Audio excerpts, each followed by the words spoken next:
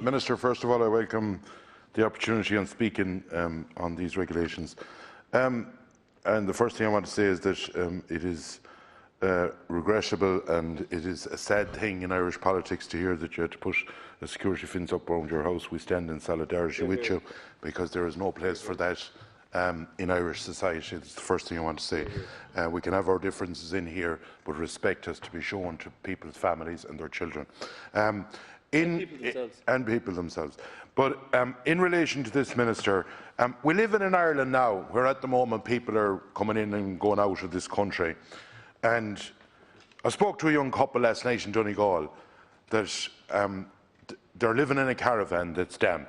They're expecting a baby the 1st of April and they can't get an electrician because in their house out the country for 2 days to finish off their house the way they'd be able to live in it. We live in a country that a person was roofing a house in Portumla and the guard came along and told them, you have to go. We live in a country that someone from Northern Ireland can come down every day, a group of them, go into every shop in this country and have a contract with the Irish state for doing a social housing scheme.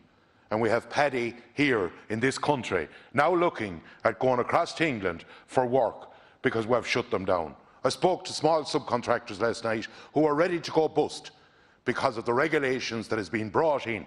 A 150-acre field here in Dublin, where you'd nearly have to send a drone across to see someone. Site shut down. What mentality are we doing, or what are we gone so cowardly that we're not able to make a decision of what's right and what's wrong? Or are doctors just going to say, oh, well, I don't know much about building, but I'm going to close it down? We need to wake up and cop on that our own people at this minute in time, builders' construction is like a bird. You go where the work is. And they are leaving this country in droves because England is full bore. There's no point in saying.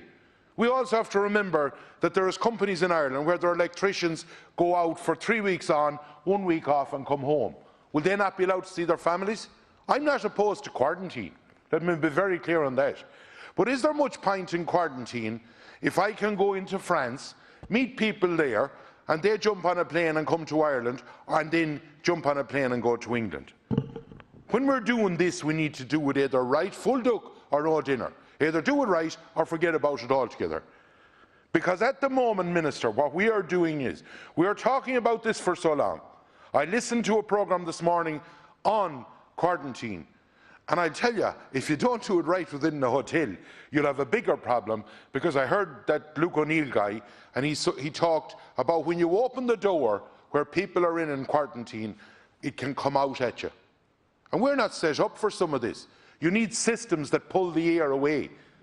And like, we are working on a system now that if you're coming from 20 countries, it's nearly like an animal export out of this country. You have to have everything around you or you cannot come, whatever.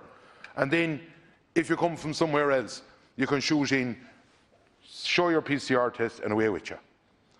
We need to bring either one thing or the other. And the big problem is, Minister, and it's not your fault, and I'm not blaming you.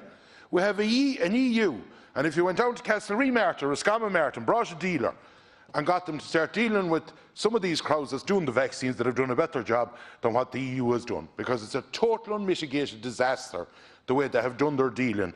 And I think we should be looking outside to whoever has vaccines to do deals with them, because some of them in Europe, from what I see, haven't a clue what they're at. Minister, one thing I'm going to ask you, will you look at the construction sector? Because what a lot of people don't understand. First of all, the government hasn't gone to the banks.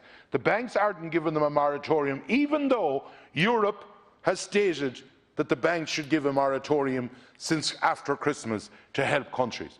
But they've given the 2 fingers to Pascal Donoghue, as per usual. Well, we need to rein them in, or the central bank needs to rein them in. Because what people don't understand is, if we don't have the subcontractors that's doing the work, the groundworks, or shifting the muck, who have big payments, because these are on leases, these payments. There is no moratorium on that. You know, everyone is talking about, oh, well, there's EWSS and there's PUP and there's every type of all this stuff coming out.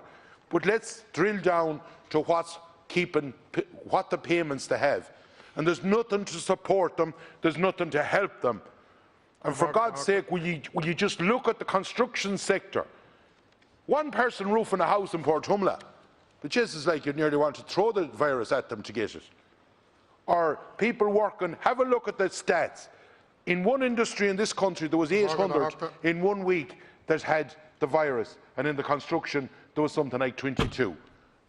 Have we lost the courage to make decisions because we got bit in the arse at Christmas? And I was one of them that said, open up, open the things at Christmas. And you put up your hand. But don't lose courage. Stand up and be counted. Just